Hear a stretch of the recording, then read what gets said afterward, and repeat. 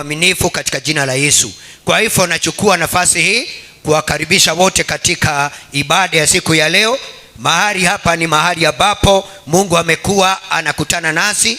Mahali hapa Mungu amekuwa anatunenea na kutufunulia yale mambo ambayo anataka tukaweze kuyajua. Bwana asifiwe. Na ndio unaona Yesu akiwa hapa duniani, kuna wakati alikuwa anahubiri na mithali, kuna wakati alikuwa anafundisha, kuna wakati alikuwa anakemea, kuna wakati alikuwa anaelekeza kulingana na ile neema ambayo aliweza kupokea huo wakati. Bwana asifiwe sana. Nasi sasa vile Mungu ametukusanya katika familia hii ya CFM Sorry, tunakujaga kuonywa, kukemewa, kuelekezwa na kuonyeshwa njia katika jina la Bwana. Na kwa hivyo lile neno ambalo Mungu ameweka ndani ya moyo wangu, ninaamini ni neno langu na ninaamini hilo neno pia ni lako katika jina la Yesu. Na kwa hivyo tutaendelea kuangalia Injili ya Yohana kama vile imeandikwa. Bwana asifiwe. Kumbuka wiki jana tulianza safari ya kuangalia kwa kina ile Injili ambayo imeandikwa na Yohana. Na kwa hivyo ndio ukaweze kukumbuka mahali ambapo tuliweza kuachia. Tulisema John alikuwa one of the 12 disciples of Jesus Christ, ya kwamba Yohana alikuwa baadhi ya wale mitume 12 ambao Yesu aliweza kuchagua. Bwana asifiwe. Na pia tukasema kitabu cha Injili ya Yohana kimeandikwa na Yohana mwenyewe. Bwana asifiwe. Kwa hivyo hiyo kitabu inaitwa ate kitabu ya Injili ya Yohana. Mwenye kuandika hiyo kitabu sio mtu mwingine, ni huyo tu ambaye kitabu inaitanishwa na yeye. Bwana asifiwe. Na pia tukaona John alikuwa na ndugu yake ambaye alikuwa anaitwa James. Na kwa hivyo na pia tukaona career yake ama occupation yake ama ile kazi alikuwa anafanya kabla Mungu amuite, kabla Mungu amchague, alikuwa mvuvi wa samaki. Bwana asifiwe sana. Na kwa hivyo tuliona Mungu alimtoa kwa kutega samaki na akamuita na ndugu yake James ili wakaweze kuwa wavuvi wa watu katika jina la Bwana. Na tuliweza kuona katika kitabu hiki mwandishi ambaye ni Yohana anamuleta Yesu as a Mesia na kama Mungu he bring Jesus as Messiah and God in the flesh. Bwana asifiwe. Tukiendelea kuangalia hiki kitabu tutaona Yohana ambaye amekiandika anamulifaa Yesu ama anamuleta Yesu ama analeta picha hivi tukaweze kumuona Yesu ni Mesia ama ni yule ambaye alitabiriwa, mambo yake iliweza kunenwa na wale manabii kama Isaia na wale wengine. Sema amen. Kwa hivyo John he present Jesus as God in the flesh na pia anamuleta kama Mesia.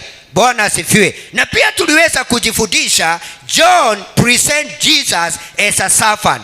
Bwana asifiwe. Ya kwamba Yohana wakati analifaa Yesu hata wakati mwingi hamuiti mwana wa Mungu. Bwana asifiwe. Anamuleta kama mtumishi.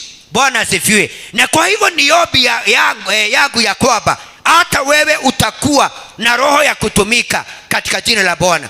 Praise God. Maana Yesu analetwa na Yohana as a servant. Na ndio wakati tutaendelea kusoma utaona hata kuna wakati aliosha wanafunzi wake miguu. Bwana asifiwe. Kuna wakati hata yeye alipatiwa kiti ya mbele akaweza kukataa. Bwana asifiwe. Kwa sababu alitaka kujionyesha ya kwamba yeye sio Bwana, although yeye ni Bwana wa mabwana, lakini alileta ile picha ya kwamba yeye ni mtumishi katika jina la Bwana.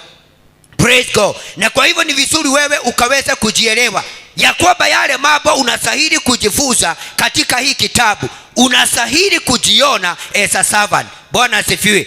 Kile kimefanya Mungu akuokoe, amekuokoa uwe silaha na uwe chombo katika kazi yake. Sema amen.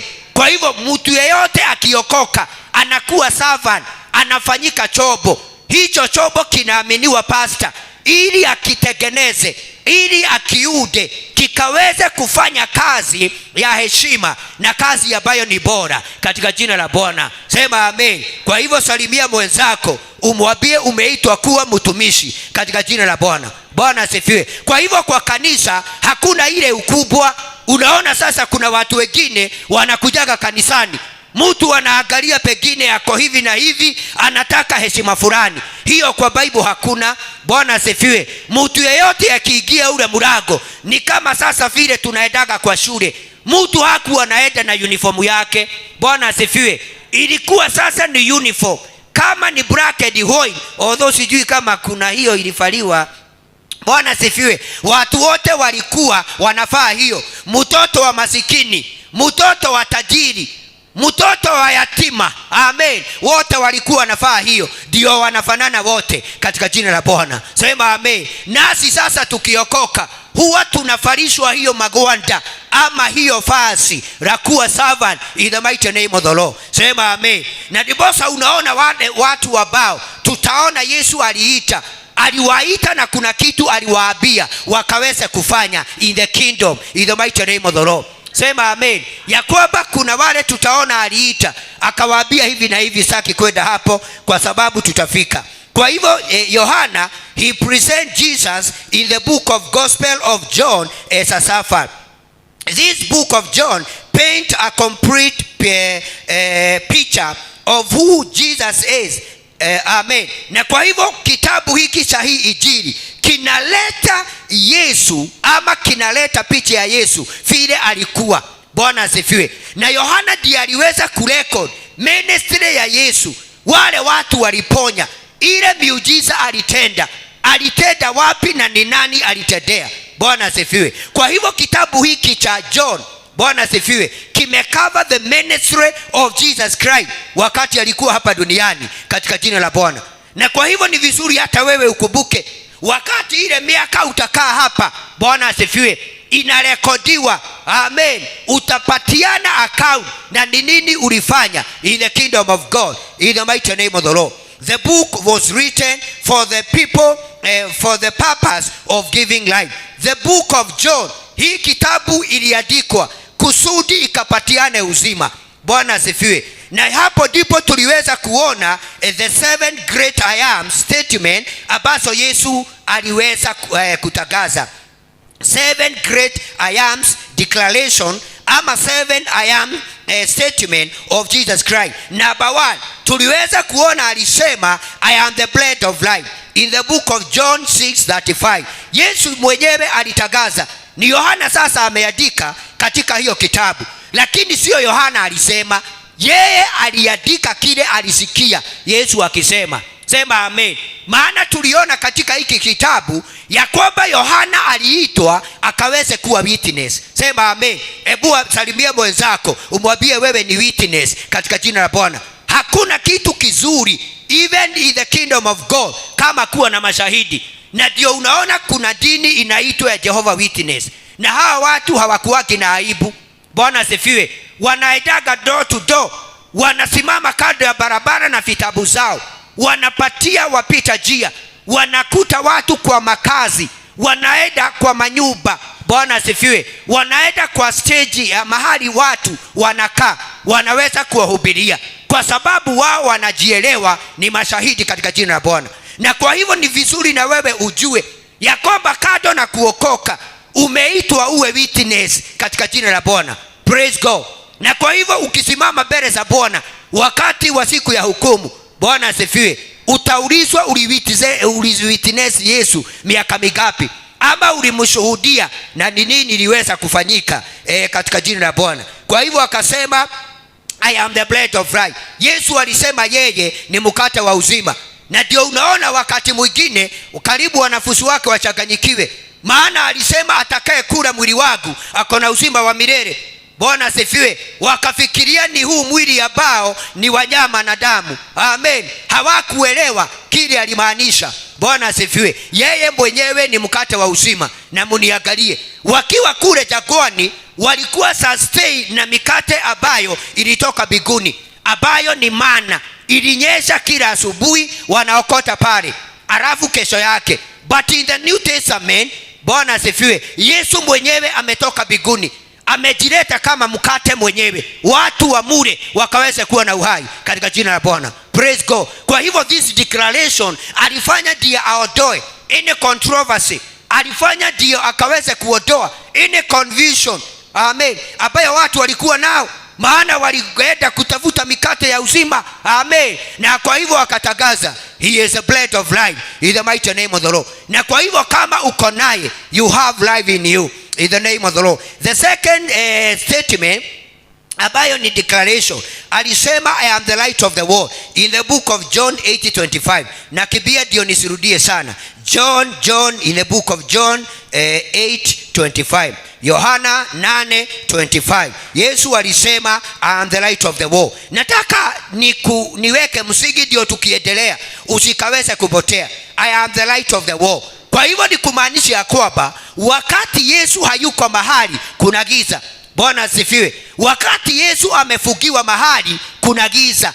Ndio sasa yeye alikuja akawauliza, kwa nini mnasumbuka? Mimi ndimi mwangaza. Bwana asifiwe. Mimi ndimi nini? I am the light. Bwana asifiwe. Na kwa hivyo ninatangaza, na ndio unaona in the book of Matthew, is it Matthew chapter Mathayo 5 mstari wa 13 na 14, anasema you are the salt of the earth, you are the light of the world, a city that is built on a hill. Bwana asifiwe. Si yeye ni mwangaza, na si hawa amewaita, anawaambia hata nyinyi ni kama mimi. Bwana asifiwe. Hata nyinyi ni chumvi ya dunia, nyinyi ni mwangaza wa dunia. Kamuji ya bako kamejengwa juu ya mlima na hakawezi fichika katika jina la Bwana. Praise God. Kwa hivyo Jesus said I am the light of the world. Na kwa hivyo ni kumaanisha dunia bila Yesu imejaa giza. Hiyo ingine alisema I am the door of the sheep in the book of John chapter 10 verse 7 and 9. Yohana 10 mstari wa 7 mpaka wa 9. Yesu alisema ya kwamba I am the door of the sheep. Mimi ndio kiingilio, mimi ndio mlango. Bwana asifiwe. Unajua Mafarisayo, Masadukayo, the scribes, the Pharisees and the Sadducees walikuwa wanatafuta mlango wa kuingia kwa Mungu. Bwana asifiwe. Walichanganyikiwa, wakaanza kuuliza tutapitia njia gani? Hata ukisoma katika John chapter 4 utaona mmoja ambaye anaitwa Filipu anauliza njia kwenda huko. Anataka kujua kama ni ndege ama ni meli mtu anaingia ndio akaweza kufika huko. Bwana asifiwe. Na kwa hivyo Yesu katika Yohana 10 anasema mimi ndiye mlango katika jina la Bwana. Praise God. Na kwa hivyo ni kumaanisha ya kwamba there is no other way unaweza mfikia Bwana. Yesu ndiye mlango katika jina la Bwana. Na ni vizuri muelewe, kwa kila nyumba iko na mlango. Hata bar inakuwa na mlango. Hata washroom inakuwa na mlango. Bwana asifiwe. Hata ile Sabina Nuhu alitengeneza ilikuwa na milango mahali pa kuingilia. Bwana asifiwe. Nawe ndio ukaweza kufika kwa Baba, sio matendo mazuri. Bwana asifiwe. Sio kusaidia watu. Kusaidia watu ni gift of mercy, ni ile kuwa na huruma. Amen. But Jesus is the door in the mighty name of the Lord. Mupigie Jesus makofi. He is the door in the mighty name of the Lord. Yeye ndiye mlango wa kondoo katika jina la Yesu. Arabu alisema ingine 4, I am the good shepherd in the book of John 10:11 and 14. Yohana 10:11 na 14 alisema I am the good sheep. Mimi ndio mchungaji mwema. I am the good shepherd. Bwana asifiwe. Kwa hivyo ni kumaanisha ya kwamba kuna watu wengine walijitokeza, ukiangalia unaona kama ni wachungaji, lakini pia Yesu akaondoa confusion. Ninaondoa confusion in your life in the mighty name of the Lord.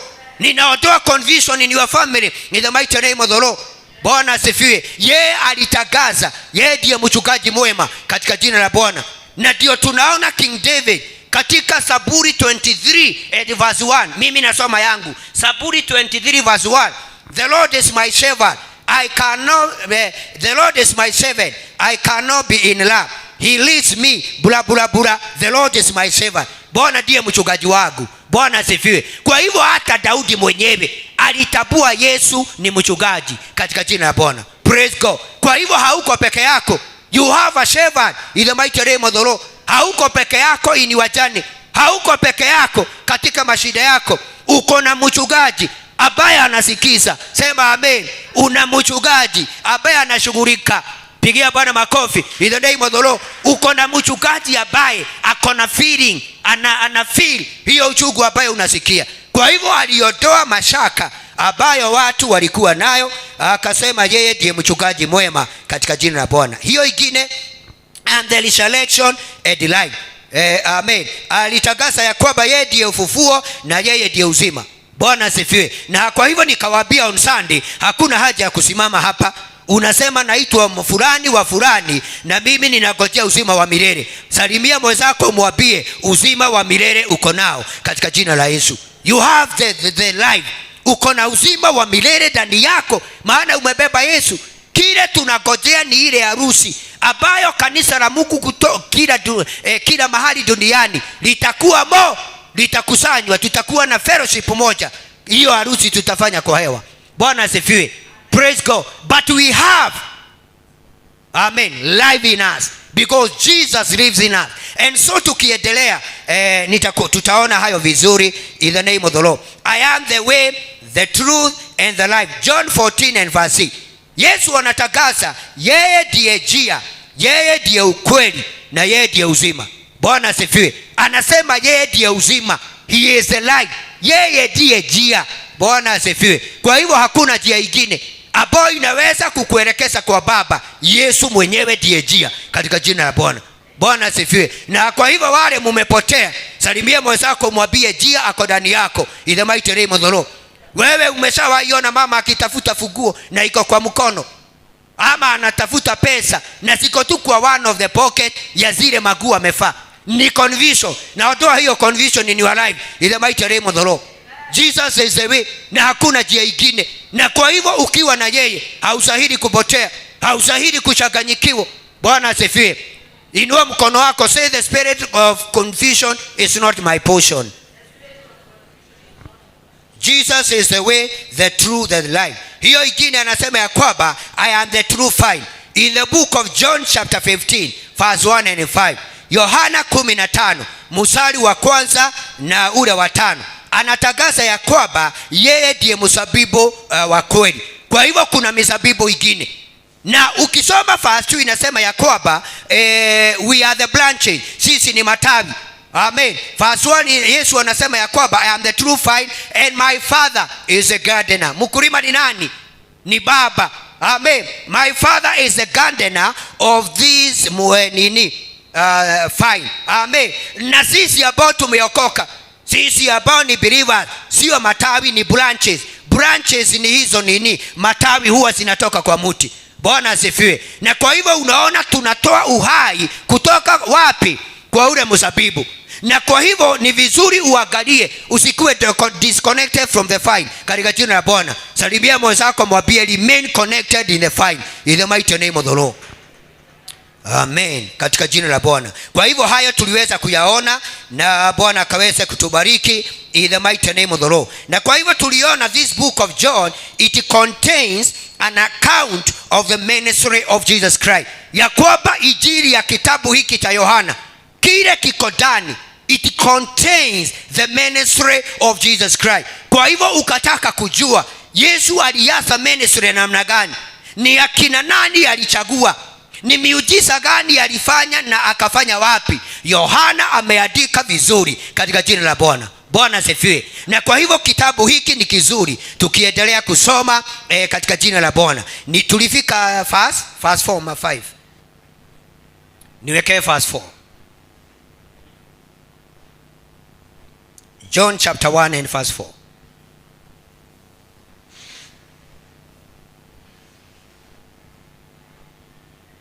Na kwa hivyo the beginning of Jesus ministry. Amen. Hivyo ndivyo sasa Yohana alianza.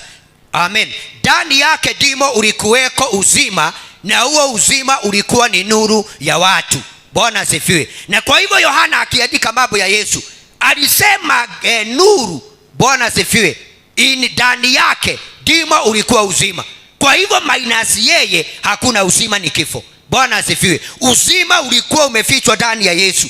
Bwana asifiwe. Na kwa hivyo ndio Yohana anasema in him was life and the power to bestow life. Pigia yeye makofi katika jina la Yesu. Yaani ndani yake ndio kulikuwa na uzima, na pia mamlaka ya kupatiana uzima tena ndiye alikuwa nayo. Mpigie makofi katika jina la Bwana.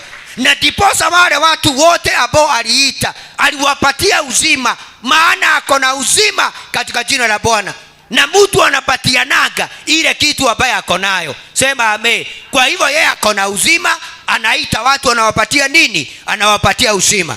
So in him was life, and the power to bestow life, and the life was the light of men. Bwana asifiwe. Na huo uhai ama hiyo nuru ilikuwa ni uhai wa watu. Bwana asifiwe. Ulikuwemo uzima, na huo uzima ulikuwa nuru ya watu. Kwa hivyo ni kumaanisha ya kwamba ukikataa Yesu hakuna nuru.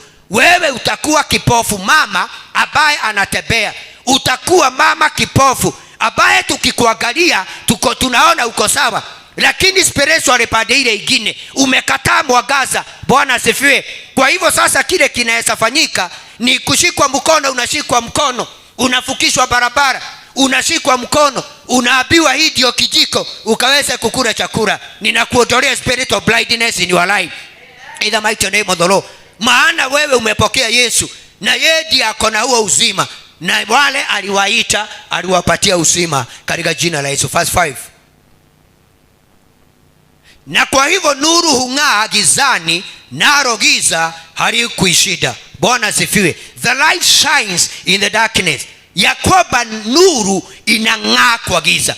Kwa hivyo ni kumaanisha ya kwamba mahali popote Yesu akikanyanga, kama kuna laana inaondoka, inakuwa replace na baraka katika jina la Bwana. Praise God. Ni kumaanisha mahali popote kuna rejection, Yesu akikanyaga, kipendeleo kinaingia katika jina la Bwana. The light shines in the darkness. Ninaomba nuru ing'ae in your life in Jesus name, ikaweze kuguza maeneo yote ya maisha yako katika jina la Bwana. So the light shines on in the darkness, and the darkness did not understand it. Bwana asifiwe. Hata giza yenyewe haikuelewa mwangaza. Bwana asifiwe. Kwa hivyo hata giza ilichanganyikiwa, ilishindwa hii kitu ambayo imekuja ikaniondoa, ikaondoa nafasi yangu ni kitu gani. Kwa hivyo haikuelewa, and the darkness did not understand it or overpower it. Bwana asifiwe. Kwa hivyo ni kumaanisha hakuna kitu inastahili kukuoverpower in your life in Jesus name. You have the light in you in the mighty name of the Lord. May your little light shine in the name of the Lord. Wewe ukumbuke vile tuliimba tukiwa shule, let this little light of mine and let it shine. Bwana asifiwe. Ya kwamba nitaachilia kamwangaza kangu kadogo kakaweze kung'aa katika jina la Bwana. Achilia mwangaza wako mdogo ung'ae in the mighty name of the Lord. Sema amen. Na kwa hivyo Bible inasema the darkness did not overpower it or appropriate it or absorb it, and is unreceptive to it. Bwana asifiwe. Tupatie verse 6 katika jina la Bwana. Alikuja mtu mmoja aliyetumwa kutoka kwa Mungu, jina lake Yohana. Sasa tunapatiwa sasa vile Yohana atakuja ndiye atengenezee Yesu njia. Bwana asifiwe. Na nataka niseme hivi, katika ministry kama hii Mungu ataleta watu, Bwana asifiwe, ambao watakuja wafanye mambo fulani, na watu wengine watakuwa seasonal. Bwana asifiwe. Wakimalisha kazi yao wanaondoka. Pigia Bwana makofi. Mungu analeta watu wengine. Yohana kazi yake ni kutengeneza njia, na wakati alibatiza Yesu ministry yake haijasikika. Pigia Bwana makofi. Tutaendelea kusoma na utaona wakati Yohana amebatiza Yesu, Yesu akajawa na Roho, akaenda katika jangwa. Amen. Kutoka huko akaanza kufanya ministry. Hata kuna watu walitumania, hata aliwekwa kwa jela Yohana. Tukiendelea tutaona. Na wakati aliwekwa katika jela kwa korokoro, alitumana ya kwamba Yesu aulizwe kama ni yeye, kwa sababu ya ile masaibu walifanya nini. Yesu na yeye ni nani? Aliwaambia hawa watu, endeni mumwambie yale mambo ambayo mumeona. Waambieni vipofu wanaona, viweto wanatembea. Pigia Bwana makofi katika jina la Bwana. Nikana kwamba alikuwa na shaka. Bwana asifiwe. Ninaomba Bwana akuondolee mashaka in your life in the mighty name of the Lord. So this man called John alitumwa kwa purpose, kama vile Mungu amekuleta hapa na kusudi. Sema amen. Kwa hivyo mtu huyo mmoja alitumwa kutoka kwa Mungu, jina lake anaitwa Yohana.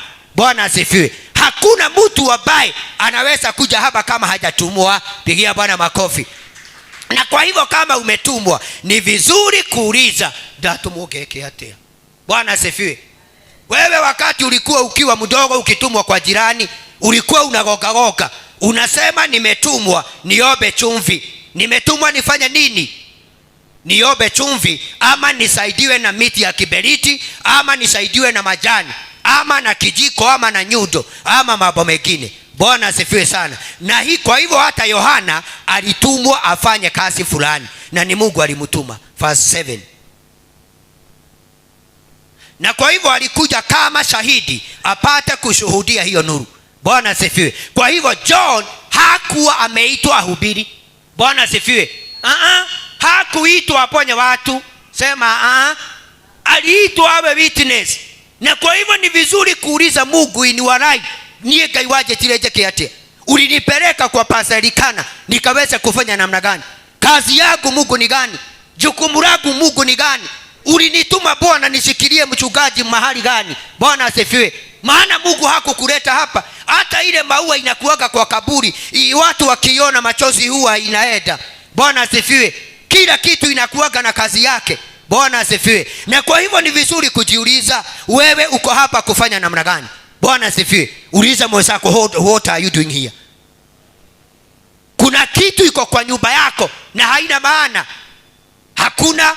Na zile ambazo huwa hasina maana, mtu akifagia huwa unafagia wakati uko na general cleaning, alafu unaweza kuzichoma. Bwana asifiwe sana. Kwa hivyo alikuja kama shahidi apate kushuhudia hiyo nuru, ili kwamba kupitia yeye watu wote waweze kuamini. Bwana asifiwe. Kupitia yeye, sio Yohana.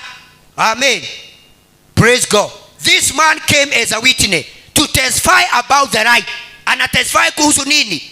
Who is the light? Jesus is the light, so that all might believe in Christ.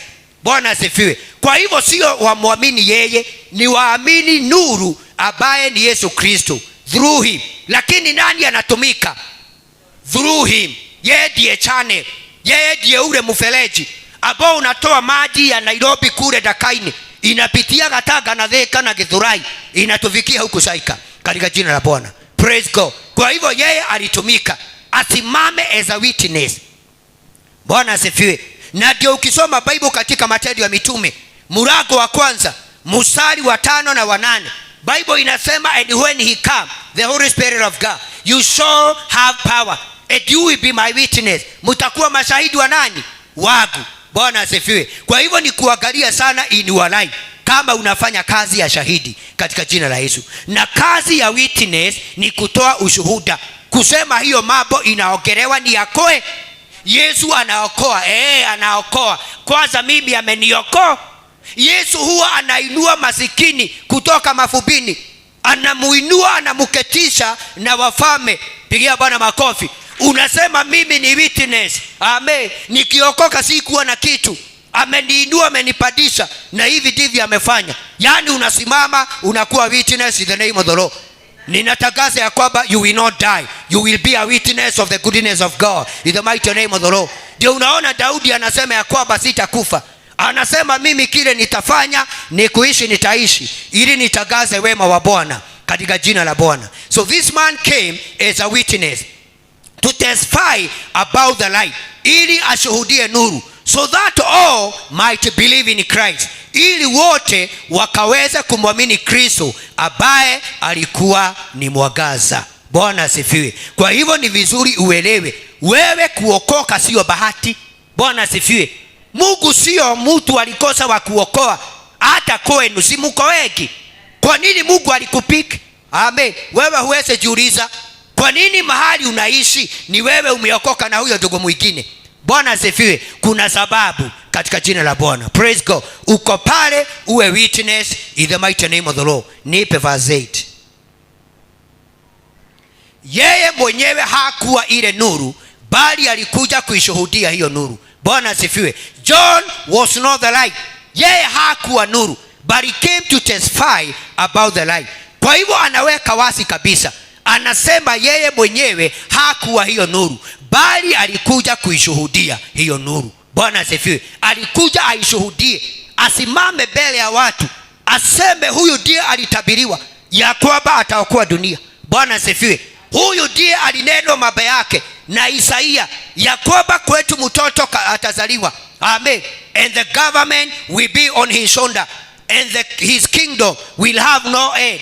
Bwana asifiwe. Mambo kama hayo. Na kwa hivyo alisimama na akafanya kazi yake ya kuwa witness. Fasi ingine, kwamba nuru halisi imwangaziayo kila mtu ilikuwa inakuja ulimwenguni. There it was the true light, the genuine, perfect, steadfast light, which coming into the world enlighten everyone. Unaona sasa, kabla Yesu haja, dunia ilikuwa na giza. Bwana asifiwe. Na yeye ametokelezea ili apatie wanadamu mwangaza, ili wasihegoa. Sema amen.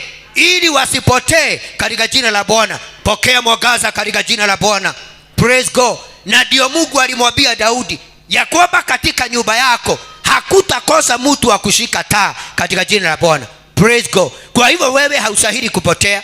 Giza haistahili kukushida, kwa sababu you have the light of God in you, in the name of the Lord. Kwa hivyo ilikuja hiyo nuru katika dunia ili ikaweze kuangazia wanadamu katika jina la Bwana. Fasi ingine,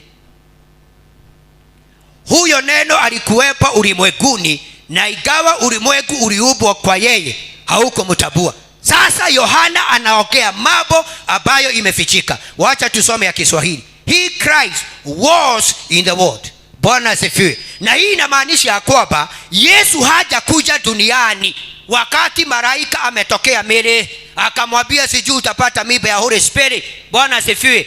Na utasaa mwana ataitwa Mesia. Yesu alikuwa. Pigia Bwana makofi. Bible inasema ya kwamba huyo neno alikuwepo ulimwenguni. Bwana asifiwe. Na ndio tulisoma in the book of Genesis chapter 1. Tukasema ya kwamba in the beginning God alisema neno, let there be, let there be. Bwana asifiwe sana. Kwa hivyo huyo neno alikuwepo ulimwenguni, na igawa ulimwengu uliumbwa kwa yeye, haukumtambua.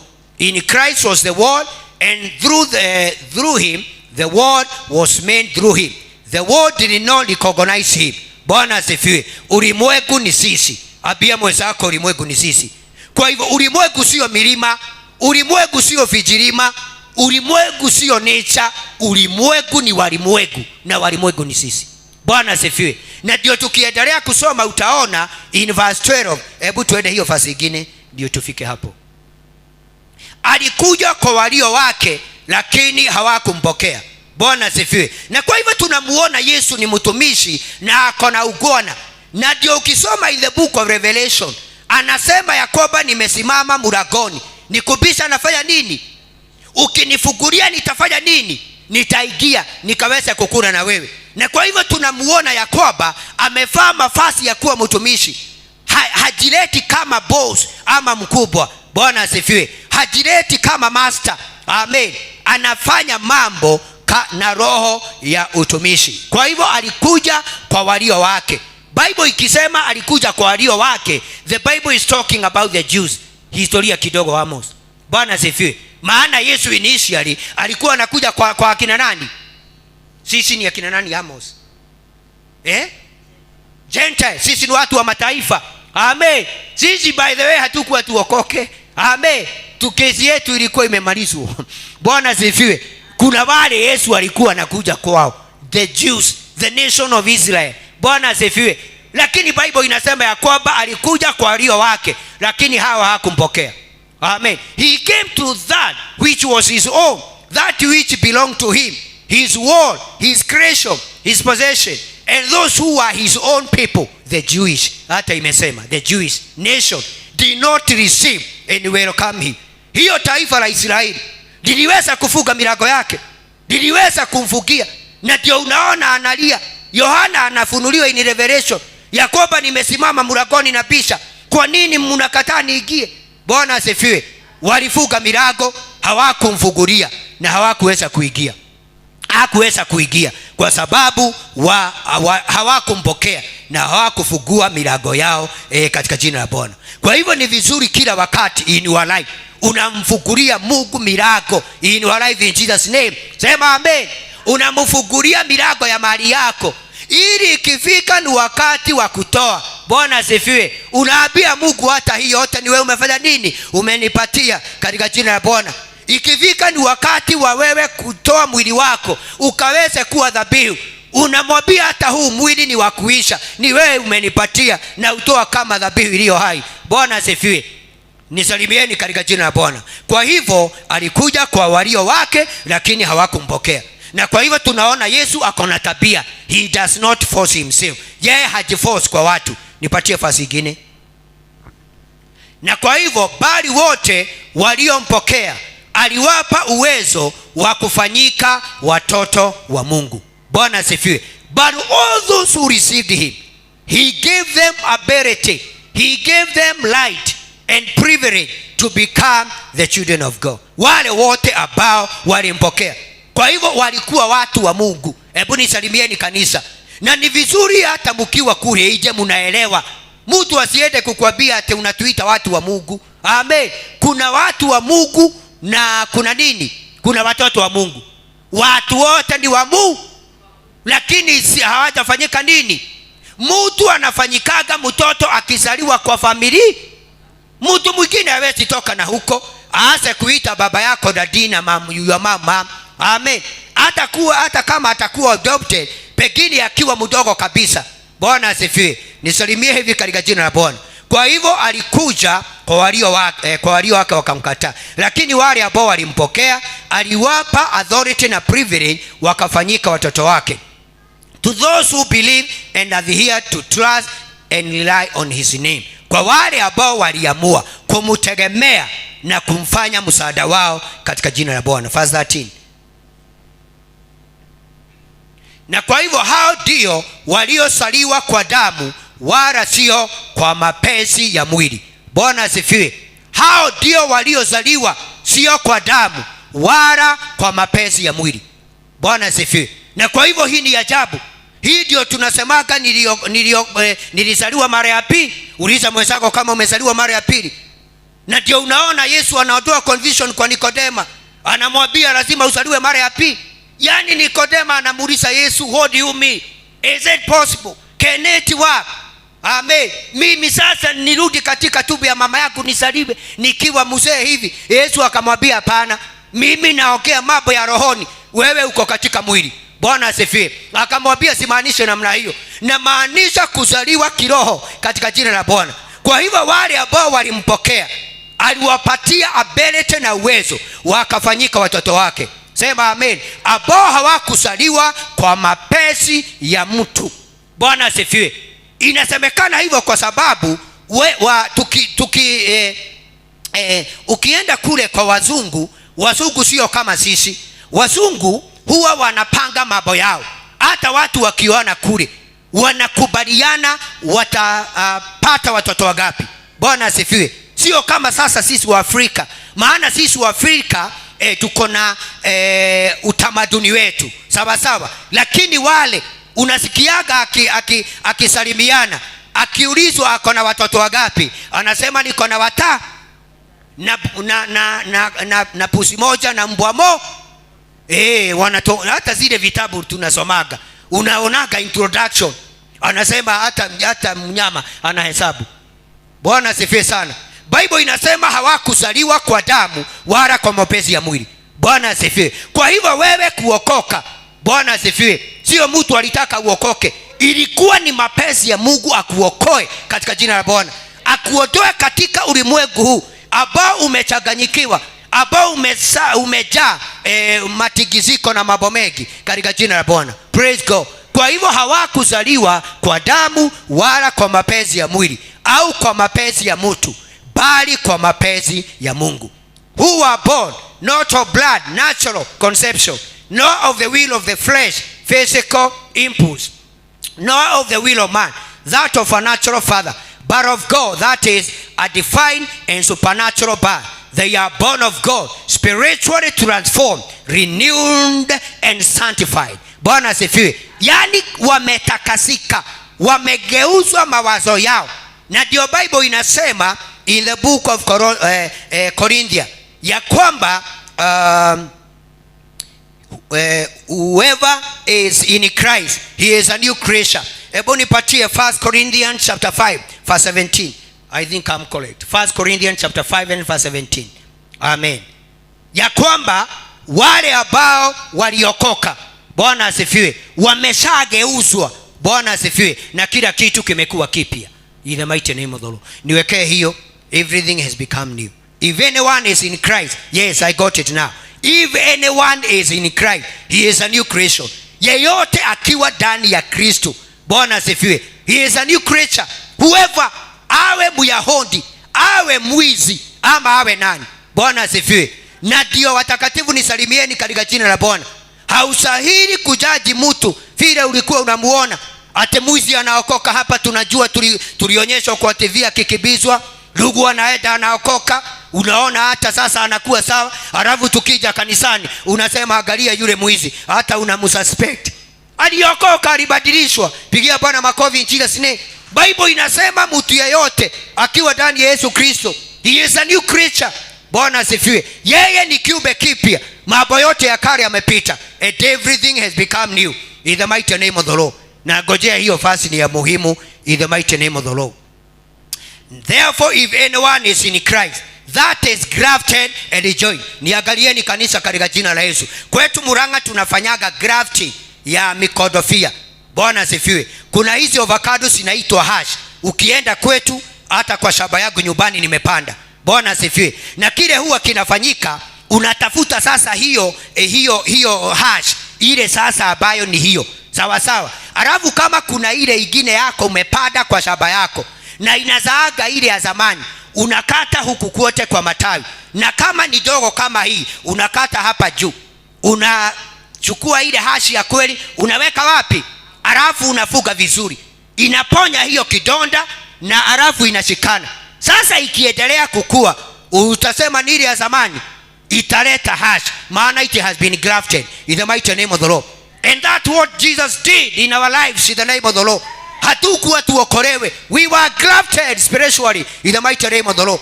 Tulifanya nini? We were grafted. Therefore if anyone is in Christ, is grafted, joined to him by faith. Maana kumbuka the first man ambaye alikuwa Adam, wakati alifanya dhambi, utanitafutia huo mstari. Bible inasema ya kwamba alitolewa katika shamba la wapi? La Eden. Na wakati alitolewa pale, alifukuzwa from the presence of God. Alifukuzwa wapi? Akatolewa katika uweponi pa Bwana. Na Mungu akaweka malaika pale, wakaweza kulinda ule mti wa uzima na wakujua ukweli na uzuri. Praise God. Na kwa hivyo sasa Yesu amekuja a second Adam. Bwana asifiwe. Amekuja kama Adam wa pili. Achukue sasa mtu, amrudishe to the first plan of God in the name of the Lord. Maana Adam initially alikuwa kae katika bustani la Eden. Na Bible inasema Mungu kila wakati anawatembelea. Bwana asifiwe. Hata Bible inasema one afternoon Adam alisikia manyayo za Mungu akija. Kwa sababu amefanya 1 2 3 akaweza kujificha. Bwana asifiwe. Na kwa hivyo Yesu alikuja, amen, ili arudishe mwanadamu katika ule mpango wa Mungu wa kweli. So the Bible says grafted in joined to him by faith in him as a savior. He is a new creature, reborn and renewed by the Holy Spirit. Bwana asifiwe. The old things, the previous moral and spiritual condition has passed away. Na ndio unaona in every family, hata zile familia wamefungwa na uchawi, mtu akiokoka vizuri anafunguliwa. Bwana asifiwe. Niko na familia mbili huko majirani nyumbani, ambao sijui ni nini mimi walifanya. Bwana asifiwe. Wakawa wanapitia mambo mengi sana. Na huyo mzee alikuwa ameandikwa shamba boy kutoka akiwa kijana, mpaka alikufa kwa sababu ya kubeba borea ya ng'ombe akibebea tajiri mwingine. Alikufa akilia mgongo, na amebarikiwa na watoto wengi, na katika hiyo boma hakuna mtoto. I remember wakati nilifanya KCP hiyo miaka sije R90s, kuna huyo wa huko tulifanya na yeye, sijui alikuwa ameitwa Mang na hakuenda, maana hakuna pesa. Lakini mmoja aliokoka, Bwana asifiwe, na akazama, akaja akaandikwa huku Nairobi kwa kazi ya bayo ni ya kulimia maua, na mzungu mwingine Karen tulikutana na yeye. Sasa wakati aliajiriwa, mzungu alienda akampenda. Bwana asifiwe sana. akaingia kwao akawajegea. Bwana asifiwe. Akaanza kuchukua watu wao akiwapatia kazi. Bwana asifiwe. Maana wakati huyu aliokoka, zile mila zilikatika. Sema amen. Na kwa hivyo hangeweza kulipa madeni ambayo ndugu zake wanalipa. Bwana asifiwe. Maana wakati mtu ameokoka anakuwa grafted. Bwana asifiwe. Unakuwa sasa ile barabara watu wenu wanapitia ya rejection. Amen. Wewe unatolewa kwa hiyo. Na ndio tunasema ya kwamba you have been spiritually reborn. New things have come, have passed away. Behold, new things have come. Kwa hivyo mtu akiokoka, kuna mlango huwa unafungwa. Sema amen. Alafu kuna a new door ambayo huwa inafanya nini? Ndio Bible inasema if anyone is in Christ, the old things have gone and behold everything. Abia mwenzako everything. Kila kitu inakuwa mpya. Bwana asifiwe.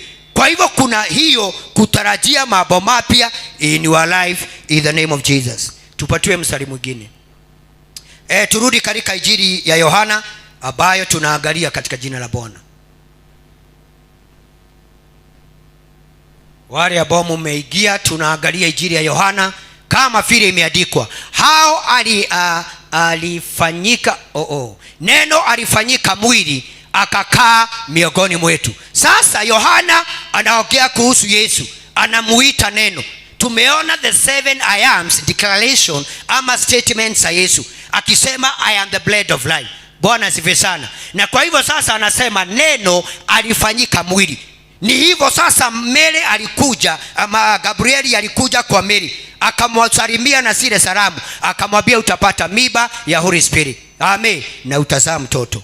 Bwana asifiwe. Na kwa hivyo neno alifanyika mwili akakaa miongoni mwetu. Na neno alikaa na sisi 33 years hapa duniani. Sema amen. Yesu alikaa miaka mingapi duniani? 33 peke yake. Na alianza ministry akiwa na 30, kuita wanafunzi, kuwa train na kumaliza kazi katika jina la Bwana. Praise God. Na kwa hivyo anasema ya kwamba huyo neno ambaye ni Yesu alifanyika mwili. Yaani alizaliwa kama vile mtu wa kawaida huwa anazaliwa, akakaa miongoni mwetu. Amen. Yohana anasema alikaa miongoni mwetu maana yeye alikuwepo. Amen. Sisi ni kusoma tunafanya nini? Lakini tuliona ya kwamba aliitwa akaweze kuwa witness miongoni mwenu, nasi tukaona utukufu wake. Bwana asifiwe sana. To behold his glory. Bwana asifiwe sana. And so the word and the word Christ became flesh and he lived among us, and we actually saw his glory. Glory as belong to the one and only begotten of the Son of God. Kwa hivyo Yohana kuna kitu aliona glory ambao hakuwa ameona.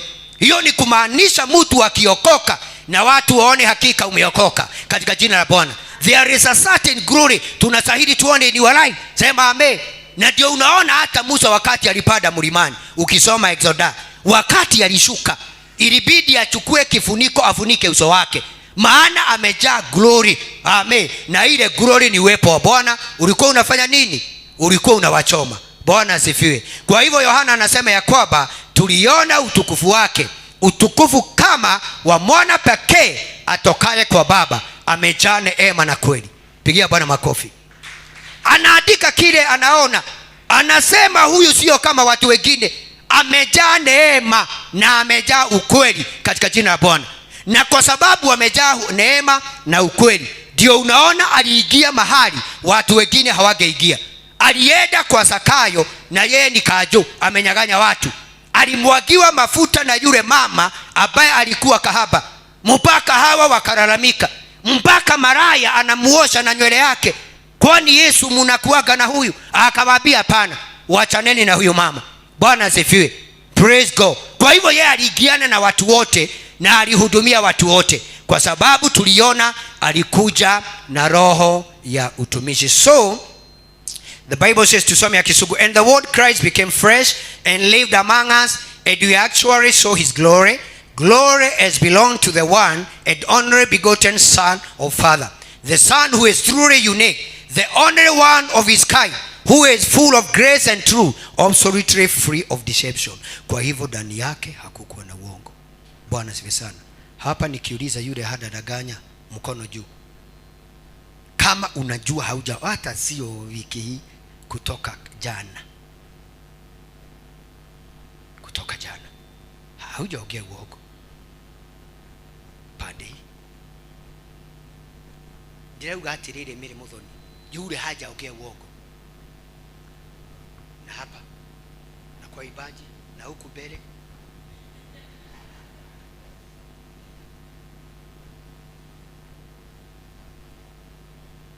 lakini huwa amejaa ukweli. Bwana asifiwe sana. Na ndio unaona ile kazi tunafanyiwa na Yesu ni mingi, maana tumejaa maudhaifu.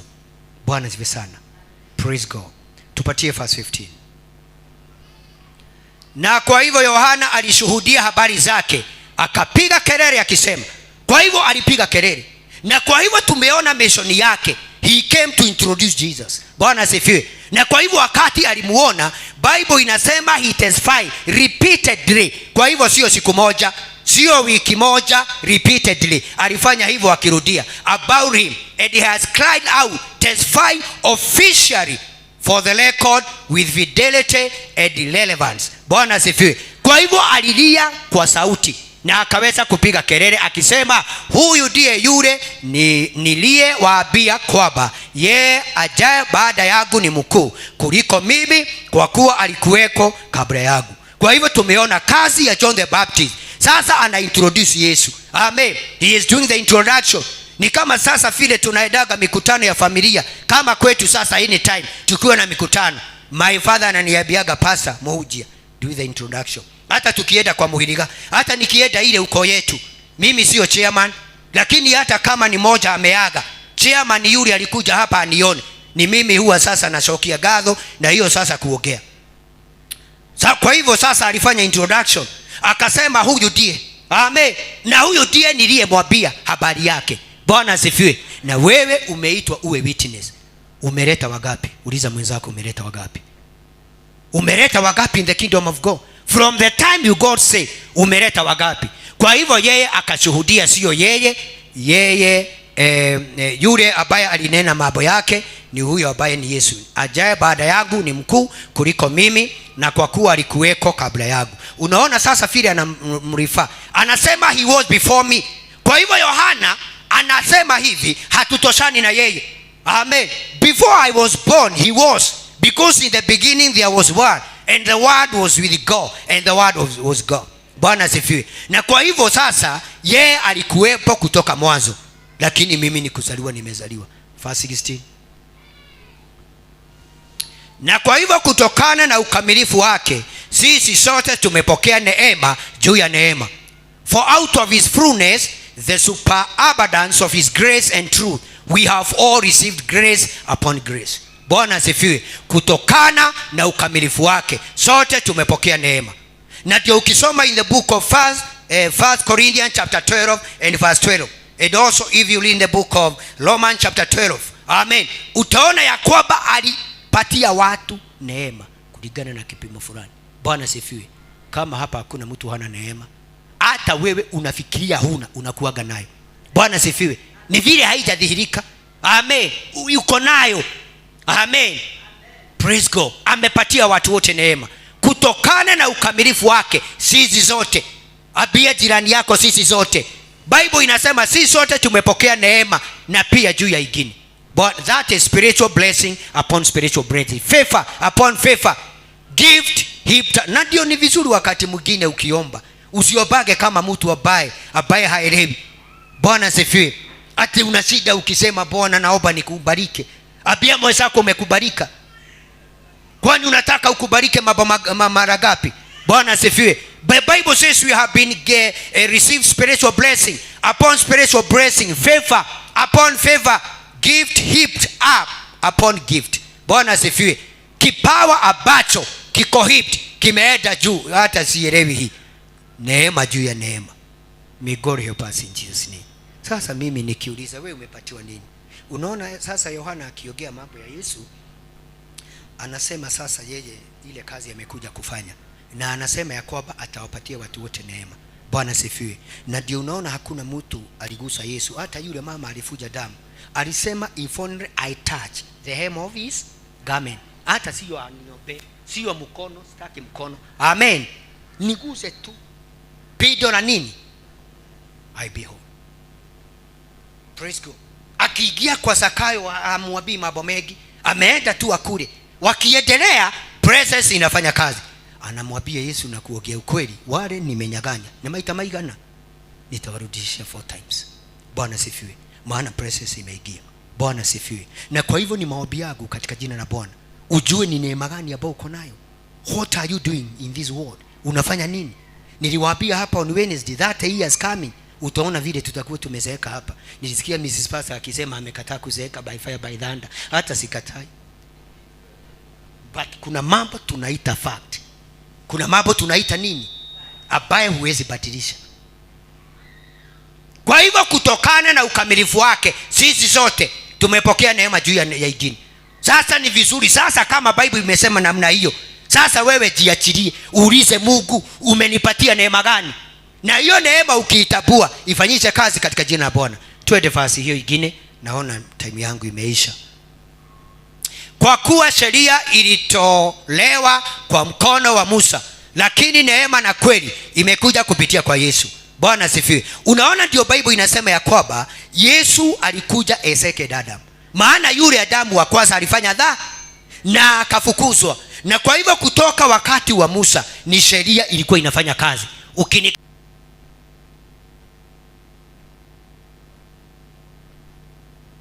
Watatu, si ndio? Unangolewa pili. Kama umekata mguu hii, tukikibizana na wewe, hiyo tu ndio tunatoa. Mnafanana na yule mwingine. Kulikuwa na option moja. Kama utaingia katika set of review, unajua in the Old Testament hakuna neno kanisa, ilikuwa inaitwa miji ya kukibiria, na kulikuwa na priest mahali pale. Kama wangekukibiza ukibie vizuri, kuwe na bio, uende kama umeingia pale, haungeweza kuuawa. Bwana asifiwe. Na kwa hivyo sasa tunaona wakati huo ni sheria iliweza kufanya kazi. Bwana asifiwe. Lakini tunaona in the New Testament Yesu amekuja na neema na ukweli. Ile mizigo mizito tulikuwa tunabebeshwa. Bwana asifiwe. Mama anaambiwa ukiwa hivi usiende kwa madhabahu. Na ndio nikasema sasa, kama iko hivyo na Yesu akija hivyo, ni kumaanisha wewe ni mchafu, hautaenda. Hii mambo ndio ilikuja kutolewa. Bwana sifiwe sana. Sijui mama asisimame kwa madhabahu. Na roho tunaambiwa na Joel tutamwagiwa wote. Amen. Hakuna Roho Mtakatifu wa wazee na wa mama, tukimwagiwa ni roho mmoja. Na sasa kama akikuja kwako unasikia kuhubiri, ni kuhubiri, utahubiri. Bwana sifiwe sana. Kwa hivyo sasa unaona wakati wa Old Testament ni sheria ilikuwa inafanya kazi, lakini the New Testament ni neema. So for the law was given through Moses, but grace, the unearned and deserved favor of God, and truth came through Jesus Christ. Kwa hivyo Yesu ndiye amekuja na kipendeleo. Amen. Anasema ya kwamba umsamehe mtu mara hiyo ufanye hivi na hivi na hivi. Nipatie fasi nyingine ndio tumalize katika jina la Bwana. Hakuna mtu yeyote aliyemuona Mungu wakati wowote. Na ni vizuri unaangalia hata ukitoa ushuhuda. Maana unaweza sikia dada amesimama hapa aseme jana tulikuwa na Mungu, nimemuona. We, Musa alichukuliwa akafichwa kwa alisikia Mungu maana imeandikwa atakayemuona hatafanya nini? Bwana pengine utuambie umemuona kwa matendo ya. Kwa hivyo unamalizia statement yako vizuri. Hakuna mtu yeyote aliyemuona Mungu wakati wote, ila tu ni Mungu mwana pekee. Bwana asifiwe. Lakini sasa Yohana anaweka mambo wazi. Anasema huyu Yesu wanakaga wapi? Na Baba anamjua. Amen. Alitokaga wapi? Yeye anamjua kabisa. Ni Mungu mwana pekee aliye kifuani mwa Baba, ndiye ambaye alimrithi. No one has seen God. He is absent his divine nature at any time. The only one and the only begotten of God. That is the unique Son, who is in the intimate presence of the Father. He has explained him and interpreted and revealed the awesome wonder of the Father. Kwa hivyo Yesu alikuja kutufunulia, atuambie huko kuna kuaga namna gani. Bwana sifiwe. Amen. Although Yohana alifunuliwa, si aliandika kitabu ya Revelation, vile aliona barabara ziko huko. Amen. aliona vile wazee huwa wanainama mbele za Bwana wanafanya. Amen. Alikuja kutufunulia. Bwana asifiwe. Na kwa hivyo ni vizuri hata wewe ujiachilie. Leave a legacy in the ministry. Leave a legacy in your family. Bwana asifiwe sana. Leave a legacy mahali unafanya kazi. Let people feel something. Bwana asifiwe. Wacha watu wasikie uwepo katika jina la Bwana. Bwana asifiwe. Ninaishi na hapa Hariga, na sasa nimejuana na madereva mengi sana. Many of them hata watu tu. Bwana asifiwe. Na nikiingia sitakage tuongee siasa. Bwana asifiwe. Hata mzee mwingine nilikutana naye wakati mwingine aliniuliza, ilikuwa ni saa 1 na dakika 10 hivi. Kwasti. Na sio unakaa pasta. Nikanyamaza. Ni ukweli. Na si umechelewa kanisani?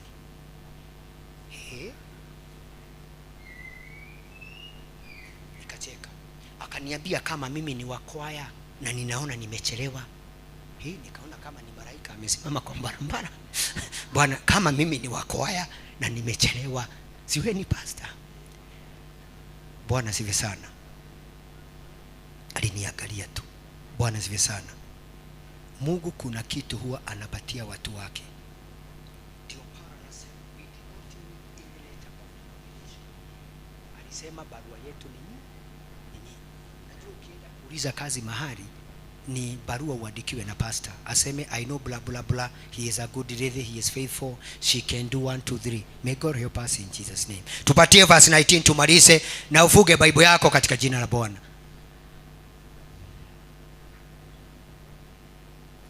Huo ndio ushuhuda wa Yohana wakati wa Yahudi walipotuma makuhani na Walawi kutoka Yerusalemu kumuuliza wewe ni nani? Na kwa hivyo tunaona hapa duniani people want to know who you are. Bwana asifiwe sana. Hata mapepo inajuanga fulani ni fulani. Ndio unaona the son of Kefa walisema tunafukuza hii kwa jina. Akamwambia hapana, Paulo tunamjua, who are you? Bwana asifiwe. Kwa hivyo sasa wakati Yohana alikuwa anahubiri, aliweza kutumaniwa na watu. Bwana asifiwe. Wakitaka kujua yeye ni nani. Bwana asifiwe sana. Na kwa hivyo ni vizuri hata hebu tuone atasema yeye ni nani. Yohana alikiri wasiwasi pasipo kuficha, akasema mimi sio Kristo. Akasema yeye ni nani? Mimi sio Kristo.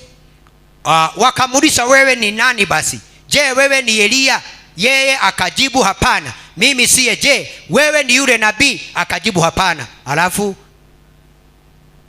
ndipo akasema basi tuambie wewe ni nani, tupate jibu la kumpelekea wale waliotutuma. Wewe wasema juu yako mwenyewe. Wewe wasemaje juu yako mwenyewe? Na unaona sasa ile maswali yanaulizwa ni kama vile Yesu aliuliza wanafunzi wake, who do people say I am? Amen. Alafu akaweke inywe mugade. Bwana asifiwe sana. Kwa hivyo ni kumaanisha ukija duniani ulizaliwa uwe kitu. Bwana asifiwe sana. Even in the kingdom of God uliokolewa ufanyike kitu. Hakuna mtu astahili kuwa kitu. Bwana asifiwe sana. May God help us in Jesus name. Kwa hivyo tusimame tumwambie Bwana atusaidie wakati waibaji wanakuja katika jina la Yesu. Mashela baganda. Inua mikono yako eda mbele za Bwana. Mwambie Bwana nisaidie katika jina la Bwana. Niendelee kujielewa na kusimama katika nafasi yangu katika jina la Bwana. Uinue mikono yako mwambie Bwana akusaidie. Baba, tunaliinua jina lako, tunalibariki jina lako Bwana katika jina la Yesu. We bless you Jehovah. We exalt you Jehovah. We glorify you O God in the mighty name of the Lord.